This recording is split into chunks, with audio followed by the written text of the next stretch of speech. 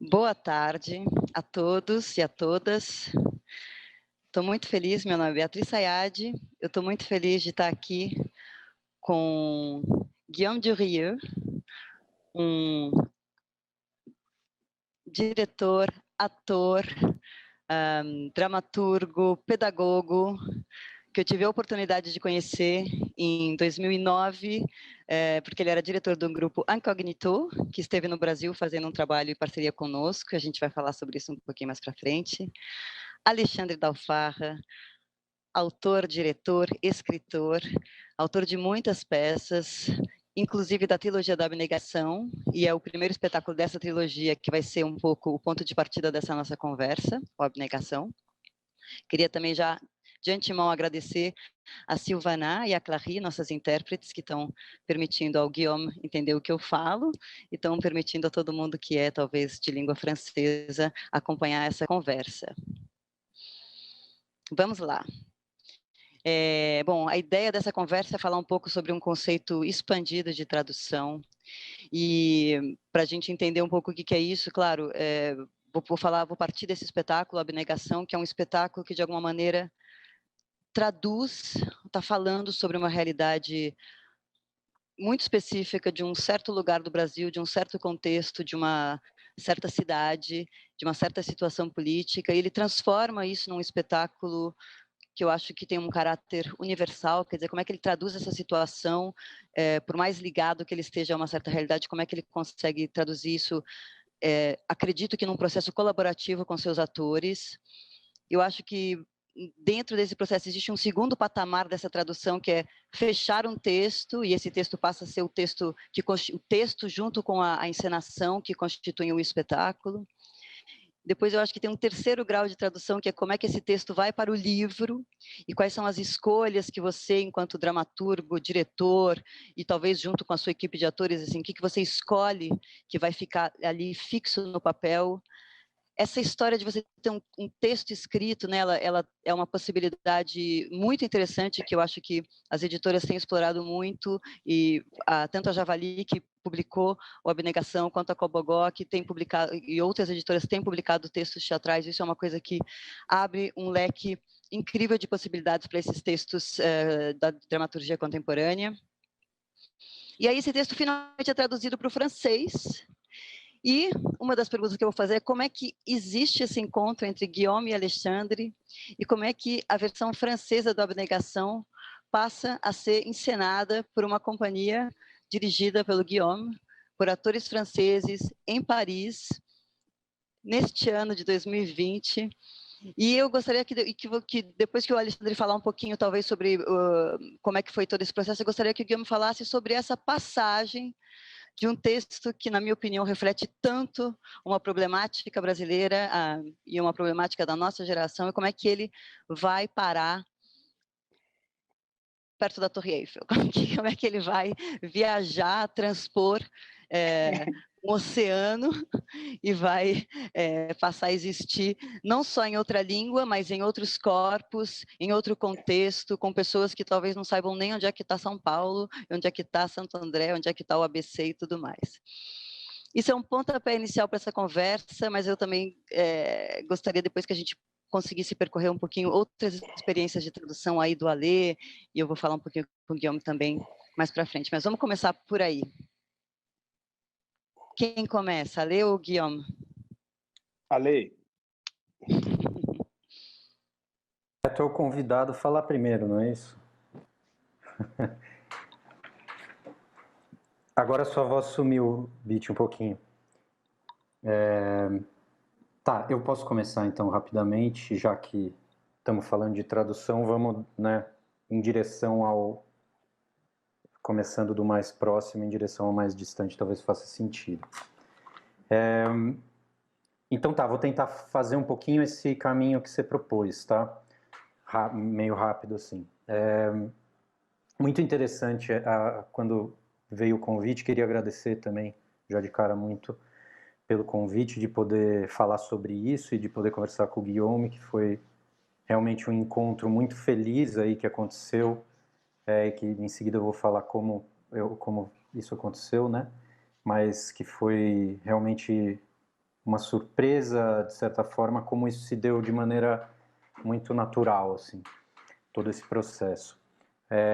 E agradecer ao festival pelo convite e pelo assunto, né? Porque eu acho que essa pergunta que você coloca mais ampla sobre a tradução, em vários sentidos, é muito interessante, porque desde onde você parte, né? Eu penso muito nisso, assim, é uma questão que me bate muito, me toca bastante, é um assunto que eu penso bastante sobre ele. Então, começando do começo, quer dizer, de fato é uma peça que veio de uma vontade de tratar de questões que diziam respeito a uma realidade, de certa maneira. Não é toda peça minha que eu parto disso, necessariamente, quer dizer, de assuntos muito reais e que eu pretendo, tipo, abordar assuntos, vamos dizer assim, muito reais. Essa peça foi uma que veio disso, o ponto de partida era uma questão muito real, que tem a ver com a realidade do Partido dos Trabalhadores naquele momento, em 2013. Quer dizer, então era o começo, vamos dizer, de uma crise mais clara daquele formato, né? Me parece que era o início do colapso ali do nosso sistema político, né, esse colapso que foi dar no que a gente tem hoje. 2013, e a peça foi um pouco escrita nesse ambiente, né? Então, essa primeira tradução aí, que eu acho interessante pensar dessa forma, quer dizer, a tradução, entre aspas, do real para a cena, é interessante porque muitas vezes me fizeram essa pergunta e tem essa impressão, é muito comum, de que a peça veio de um processo colaborativo. E, curiosamente, essa peça, aliás, é uma das que é minhas menos colaborativas. Essa peça, o texto já estava inteiramente pronto. Antes da gente começar a ensaiar, sequer os atores nem sabiam da ideia do... Né? Então, inclusive, porque aqui a gente tem essa lei de fomento, né? A maneira de produzir os espetáculos mesmo, ela vem muito calcada nessa coisa do processo de grupo. E nesse caso, o processo se iniciou e o texto já estava pronto, né? Então, isso é interessante por quê? Porque faz parte da ideia, eu acho, e do meu interesse com esse trabalho e com outros, que, de certa forma, é como se tivesse esse ponto de partida real, muito, muito concreto aí, da questão do Partido dos Trabalhadores, da questão brasileira, da questão da nossa política e tudo mais. Só que nesse salto para traduzir, entre aspas, isso para o papel, isso para a linguagem, isso para a cena, é como se nesse salto, e eu fiz isso de maneira muito programática quase, eu me exigisse um salto no vazio. Então, eu abro uma página em branco e começo a escrever, sem plano nenhum, rigorosamente. Então, sem mesmo saber onde vai chegar aquilo lá. Eu não comecei a escrever a peça com o intuito do que eu queria que ela virasse, não fiz uma escaleta, não fiz nada. Simplesmente comecei a escrever. E daí, o que acontece é que no meio dessa escrita, ela própria, a escrita, vai ganhando uma certa vida própria e aquela linguagem vai se constituindo de maneira que é como se a gente está falando, né, nessa ideia de tradução, me parece, ampliada, a gente está falando sempre de mediações, né? Então, são mediações, de alguma maneira. Sempre você está entre uma coisa que existe, você media ela com uma outra coisa que existe. Quer dizer, o público está lá, a realidade está aqui, você cria uma coisa no meio do caminho que é a peça. E no caso, o que me interessa e que eu tenho trabalhado muito é essa mediação entre duas coisas, ela ganha uma vida própria tão importante que, na verdade, a coisa em si perde completamente o interesse e a importância.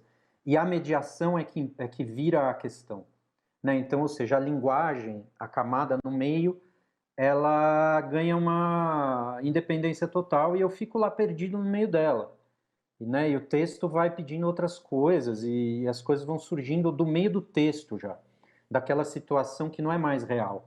Por isso que a peça ela fica numa espécie de meio de caminho, onde você parece, às vezes, de um ponto de vista mais en passant, dá a impressão que você está vendo uma peça meio realista, mas na verdade não é. Quer dizer, aquelas figuras ali, elas têm uma vida própria dentro de um outro mundo, que é um mundo delas, e que é um mundo da linguagem, dessa linguagem específica, dessa peça, né? Ela meio que se constrói a si mesma e os acontecimentos vão gerando a peça, sabe? É um jeito diferente de trabalhar do jeito realista, onde você tem um pressuposto de que existe, vamos dizer assim, as personagens existem antes da fala, né?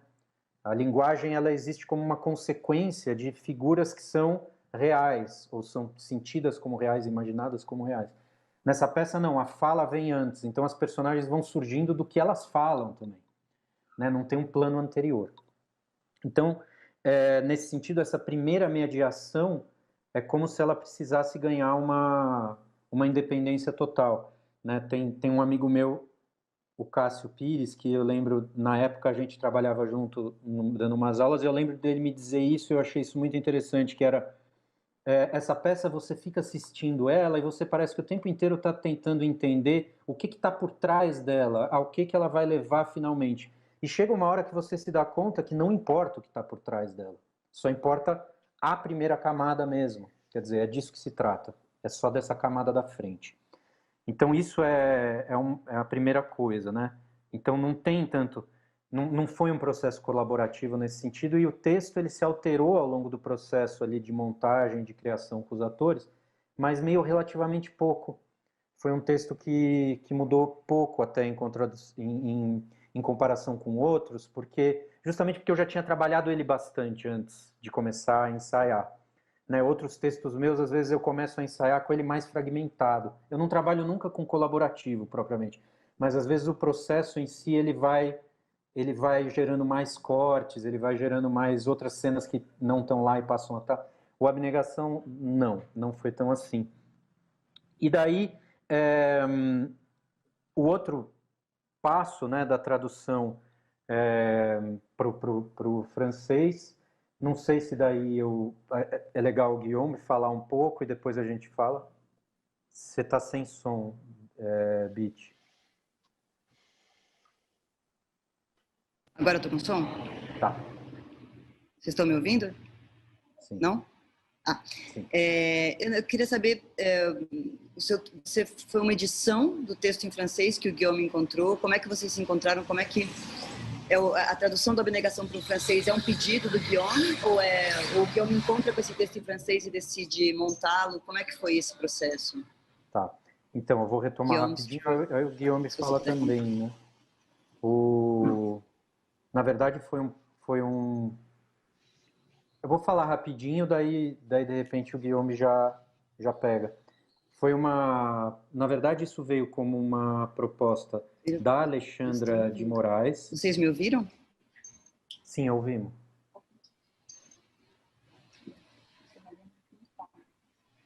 Posso seguir?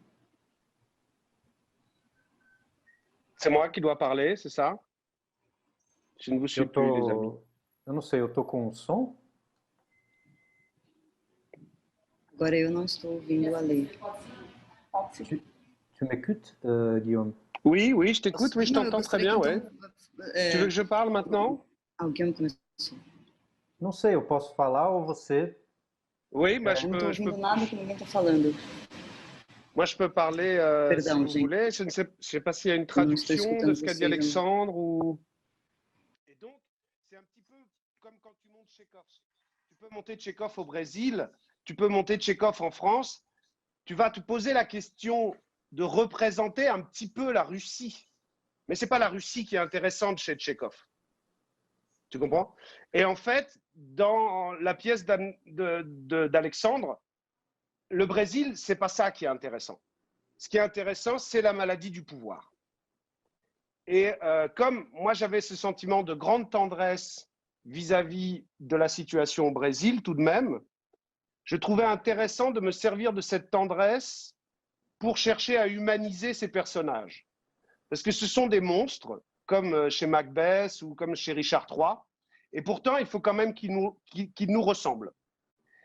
Alors, au moment où tu as écrit la pièce, je pense qu'au Brésil, l'indignation était très forte. Et il y avait une volonté aussi de de violence dans l'acte même de réagir face à ce scandale de corruption. Mais en France, c'était beaucoup plus distancé, tu vois.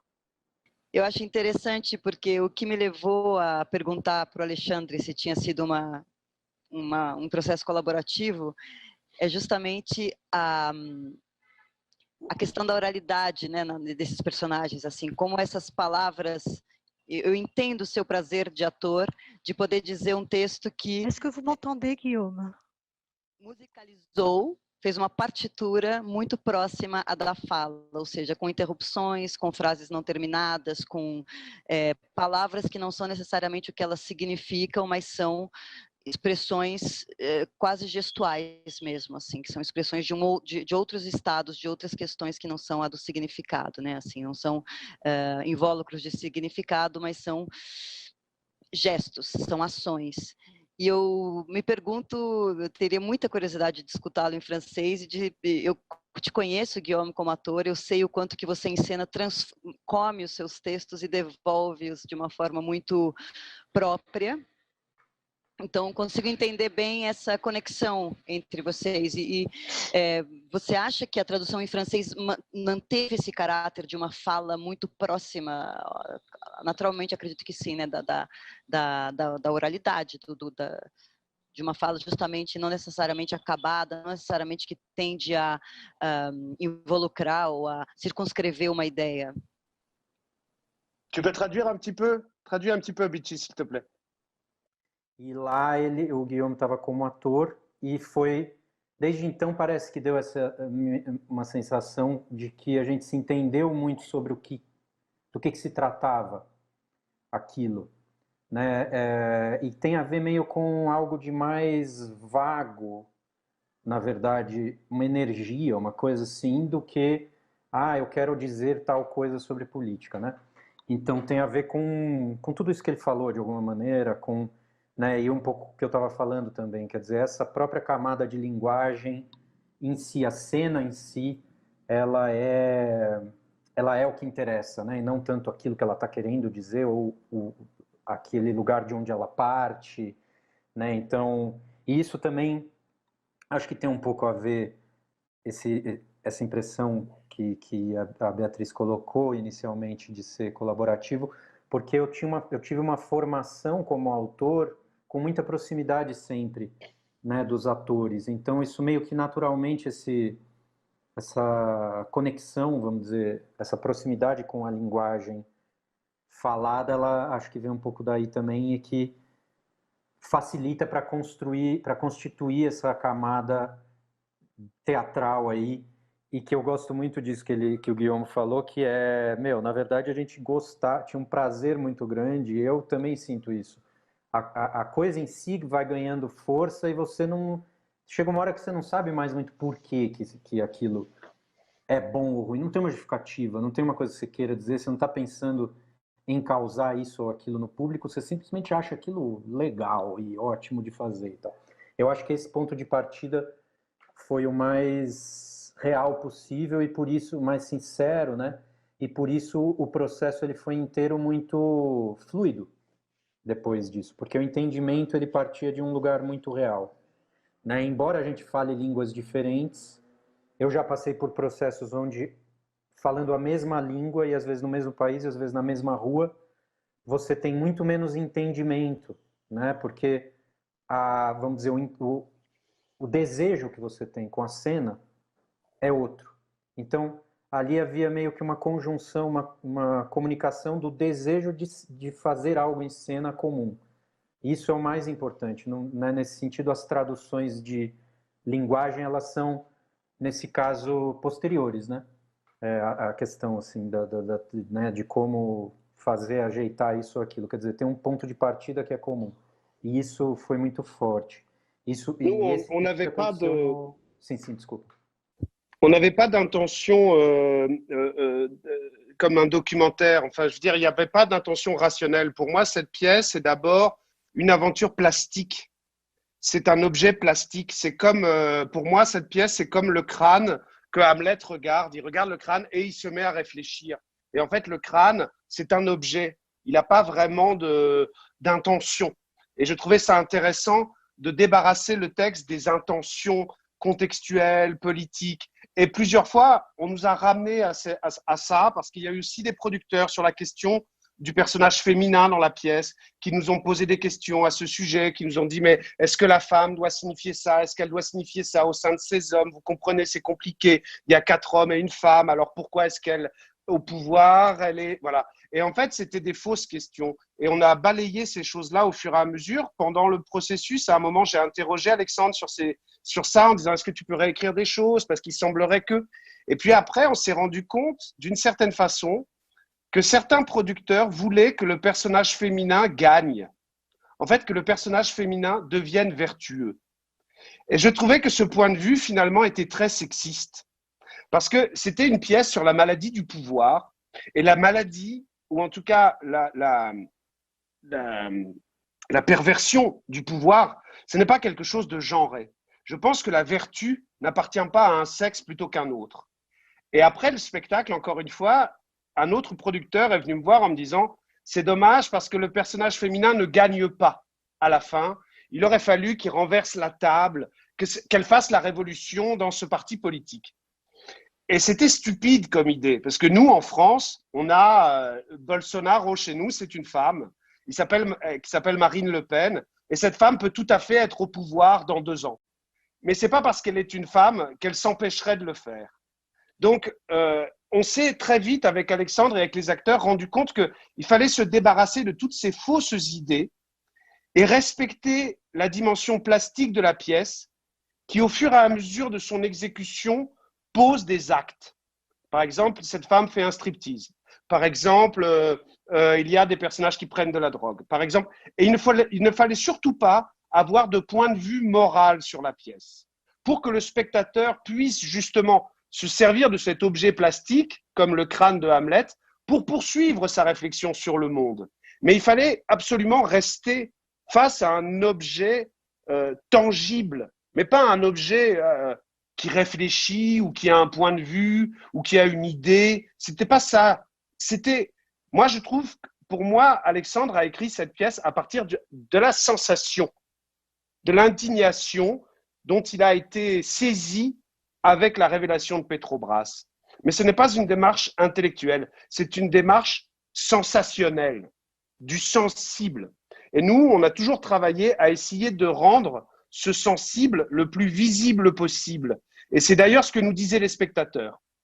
Et donc, finalement, quand on met le spectateur devant, non pas un raisonnement intellectuel, mais plutôt une réalité physique, alors le spectateur, il peut prendre pas forcément du plaisir, mais il peut être, comme on dit en français, il peut être édifié. C'est édifiant. Voilà, c'était ça le projet.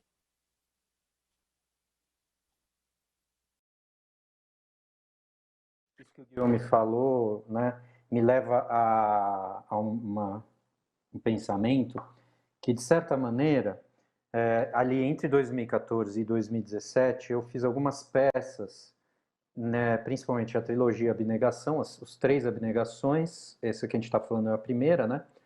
E depois o Branco e outras peças também que estavam meio, vamos dizer assim, meio coladas em questões, né? Em assuntos da ordem do dia, né? Só que isso era sempre tocando esses pontos bem, você foi sempre gostando dessa fronteira entre o politicamente correto, a bola da vez, assim, da discussão, e sempre tratou isso não necessariamente do ponto de vista correto, mas do ponto de vista provocador de quem muitas vezes está ocupando, inclusive, o lugar dos poderosos, vamos dizer assim. Muito interessante. Exato. Então, tinha toda essa questão, mas eu também via, e me via muitas vezes durante esse tempo todo, tendo que, como que essa realidade, ela, às vezes, não é nem o caso do Abnegação 1, porque o Abnegação 1, mesmo no Brasil, ele mantém uma certa distância. Quer dizer, o tal do acidente, né, o assunto lá por trás, ele é meio móvel. Então, as pessoas, dependendo de onde a pessoa está, mesmo no Brasil, ela conecta isso a uma questão, e dependendo do tempo também. Então, quando a peça estreou, isso era um mensalão. Depois, na temporada seguinte, isso já não era mais só um mensalão, isso era outra coisa, né? Enfim, agora, o que eu ia dizer é que de alguma maneira, mesmo nessas peças, eu sentia muitas vezes que essa conexão com a realidade, né, com a bola da vez, com alguma das questões reais do cotidiano, ela meio que engolia a peça.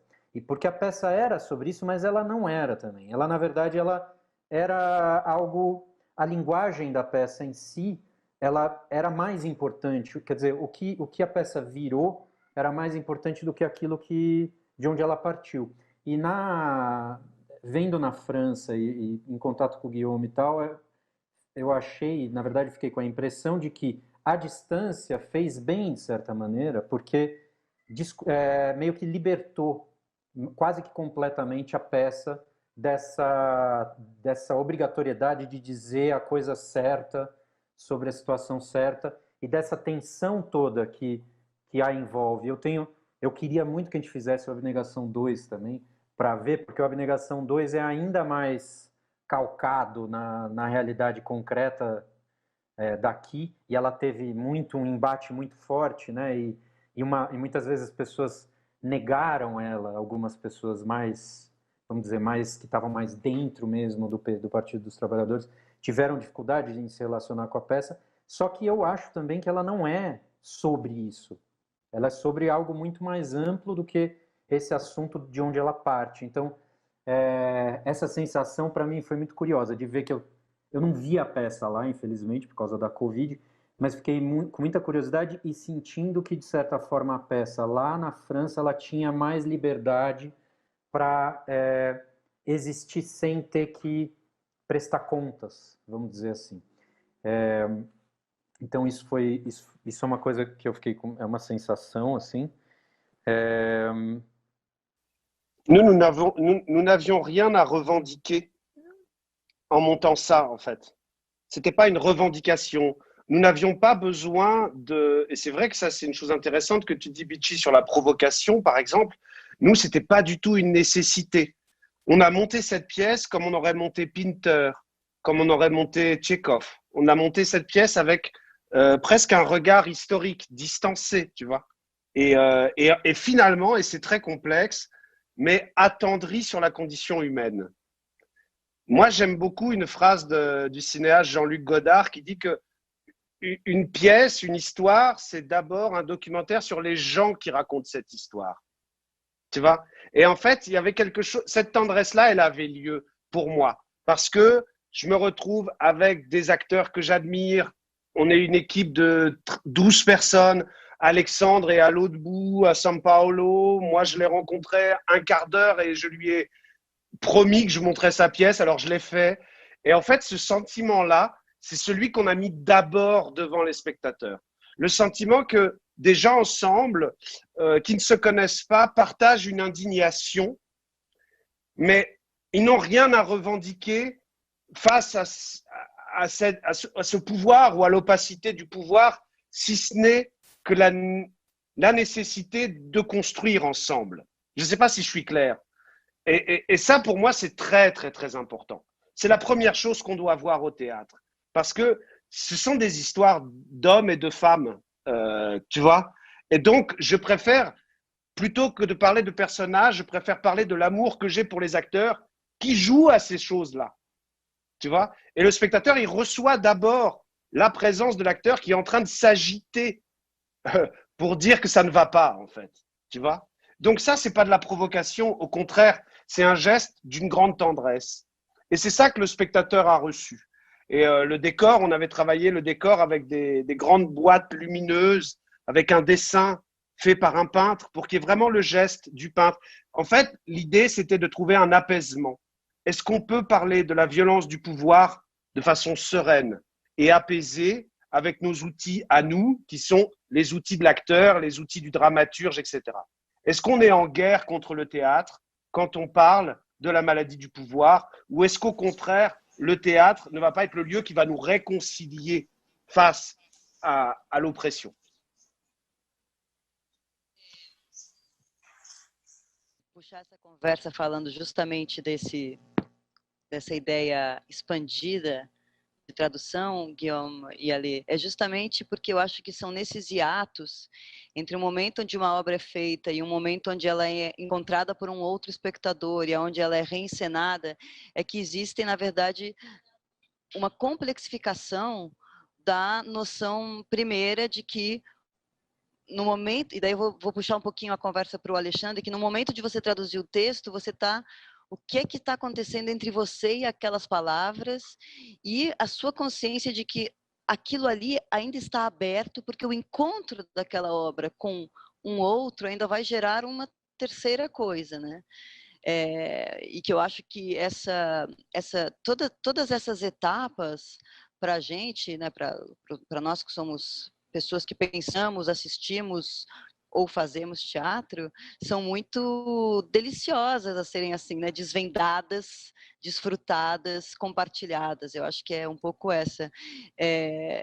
Eu queria te perguntar, Ale, assim, porque eu acho que eu também como diretora ou atriz, quando eu me vejo traduzindo um texto de teatro, muitas vezes na minha relação com aquelas palavras vem um monte de outras justamente sensações assim e vontades, e pensar como é que aquilo cabe na boca, como é que aquilo vai ser dito, qual é o contexto em que... E eu queria saber como é que foi para você a experiência de então traduzir eu traduzi meu pai, esse título tão bonito. Eu carreguei meu pai sobre meus ombros. Eu carreguei meu pai sobre meus ombros. Esse foi um processo, né, que teve dentro daquela proposta. Ixi, agora eu esqueci o nome do projeto inteiro, daqui a pouco eu lembro. Mas que é uma proposta de traduções mútuas aí entre Brasil e França. E no meu caso, né, eu não sou assim um falador totalmente fluente do francês, então, e não sou muito menos um tradutor, né, de profissão.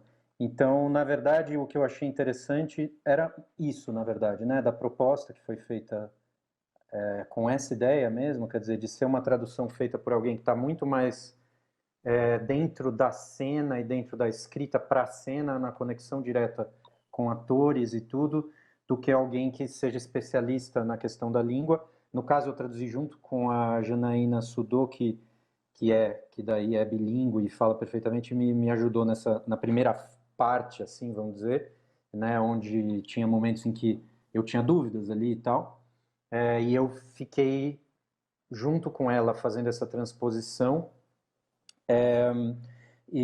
Mas o que eu acho que era o grande foco aí desse projeto, me parece, que você também fez, né, na anterior do espanhol, é essa ligação, essa tradução que já é em si mesma expandida, né? Quer dizer, é uma relação, sobretudo, entre duas escritas. Então, para mim, eu fiquei muito com isso em mente, quer dizer, como eu ia readequar, vamos dizer, a minha embocadura de escrita, o jeito que eu escrevo, o jeito que eu, né, penso a palavra em cena, porque é inevitável eu, no caso, ali como tradutor, é inevitável eu estar também como autor, né? Então, como eu ia fazer para essa escrita do Melchior, que é bem diferente da minha, para além de ser em outra língua, né? É uma escrita mais estruturada, é uma escrita mais, vamos dizer, com uma forma bem mais estruturada em termos de métrica, em termos de, né, de uma certa teatralidade mais narrativa e poética, vamos dizer assim, né, entre o narrativo e a poesia, me parece. E isso, quer dizer, um ritmo menos colado na linguagem, quer dizer, um outro tipo de, né, na língua cotidiana, e é uma poetização disso. Então, tipo, ao mesmo tempo é muito distante. E eu fiquei o tempo inteiro pensando em como eu ia fazer para traduzir isso numa linguagem teatral, não que seja minha, mas que, ao mesmo tempo, as palavras que estão ali, em parte, são minhas, né? Então, esse foi a grande coisa. E daí, por outro lado, eu acho que num sentido mais amplo, assim, teve uma coisa que foi muito boa no processo, que foi esse encontro mais amplo, mais até do que na linguagem e na proposta teatral em si, mas sei lá, eu sinto que eu entendi bem o que ele queria, né? O que era aquela peça, o que ele queria com aquilo, né? E aí eu acho que foi um acerto da curadoria de colocar essas duas coisas juntas, porque embora fosse muito diferente, havia algo em comum ali que tinha a ver com, eu acho que uma preocupação anterior, né? Que não tem sempre, né? Nem sempre isso acontece. Então não é assim, o teatro como um todo. Tem algo ali, uma preocupação talvez política, um incômodo, um determinado incômodo com questões da nossa contemporaneidade que se comunica, eu acho. E isso se confirmou quando ele veio, porque depois a gente fez uma leitura encenada lá em Recife da peça, em que ele estava presente. E então foi muito legal nessa hora, porque deu para perceber que de fato existia algum território comum ali, que estava antes da linguagem em si, e que essa tentativa de transposição aí, para mim se confirmou que estava fazendo sentido, porque, sei lá, é como se o intuito anterior dele tivesse resguardado, embora você tivesse feito diversas transposições inevitáveis, assim, porque inclusive a peça dele trabalha com muita gíria jovem, ultra jovem, que nem por exemplo, a Janaína não sabia várias coisas, né, do que estava lá, ela nunca tinha escutado. Então, foi uma busca também nesse sentido de conhecer essa linguagem jovem, internet, não sei o quê, que aparece lá não como cotidiana, mas como retrabalhada numa poética própria, né, numa poesia ali.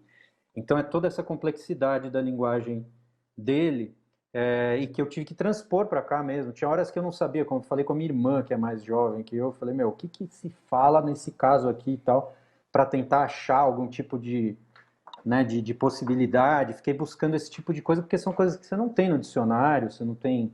E para achar é isso, né? Para achar em português um tipo de linguagem que seja ao mesmo tempo se utilize de aspectos banais do nosso cotidiano jovem, internet, tudo isso, mas formalizado em uma poética que tem uma certa métrica, ou seja, era toda uma complexidade ali, mas eu sempre, quando tinha a pergunta de, né, o que eu escolho aqui, eu vou ficar mais próximo daquilo que é o original, que seria a tradução, ou eu vou, né, reconstituir de uma maneira mais próxima do que eu acho que seria uma linguagem daqui, eu sempre pendia para o lado meu, né? Porque eu acho que essa era a cara do projeto, justamente porque eu não sou tradutor. Então eu falei, se eu for ter que escolher, eu vou mais jogar para o lado de algo que eu sinta como meu também, né? Então essa foi um pouco a experiência, quer dizer, uma tradução que envolvia algo de criativo também, bastante, assim. Acho que sempre, né? Eu acho que é impossível não ser uma recriação, né? A tradução, ou uma transposição, ou enfim,